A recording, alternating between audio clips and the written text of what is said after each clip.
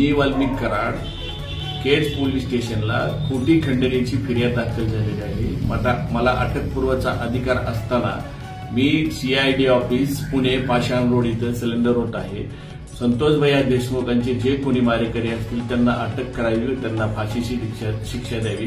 राजकीय दोषापोटी माझं नाव त्याच्याशी जोडलं जात आहे।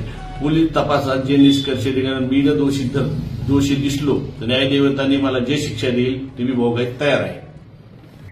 राजकीय हेतू परस्पर हे ते आता हे जोडायचे उद्योग झाले। कशाचं राजकारण आणि कशाचं काय? आम्ही कोणी राजकारत्यांनी तुम्हाला सांगितलं होतं का इतक्या चुकीच्या पद्धतीने संतोष देशमुखला मारा म्हणून? उगाच आपलं स्वतःच्या अंगावर आल्याच्या नंतर काहीतरी बोलायचं म्हणून ते बोलतायत।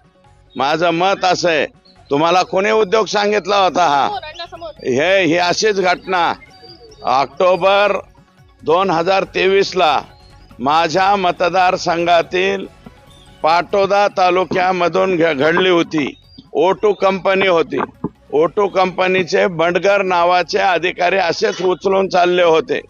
उचलून चालल्याच्या नंतर त्या ठिकाणी हे काय परळी पॅटर्न आमच्या पाटोद्यात आणू नका असं मी स्वतः बोललो होतो आणि मग त्या माणसाला सोडून दिलं। नाहीतर कंपनीचा खालचा अधिकारी उचलायचा आणि त्याच्या वरच्या अधिकाऱ्याला फोन करायचा, हमने इसको उठा के लाया है, इतना देव नाही तो खतम।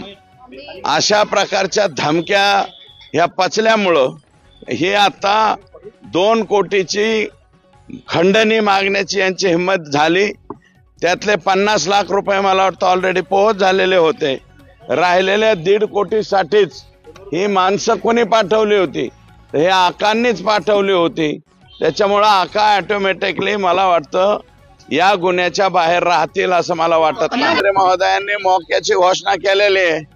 त्याच्यामुळे या केसमध्ये 302, 120B, खंडणी आणि मोका हे सर्वच्या सर्व गुन्हे त्या ठिकाणी या सगळ्या आरोपींच्या वरती लागणार आहेत। हे मी नाही, राज्याच्या सर्वोच्च व्यक्तीने ही घोषणा केलेली आहे। त्याच्यामुळे मोका लावण्याचा प्रश्नच येत नाही। Subscribe now and press the bell icon. Never miss an update.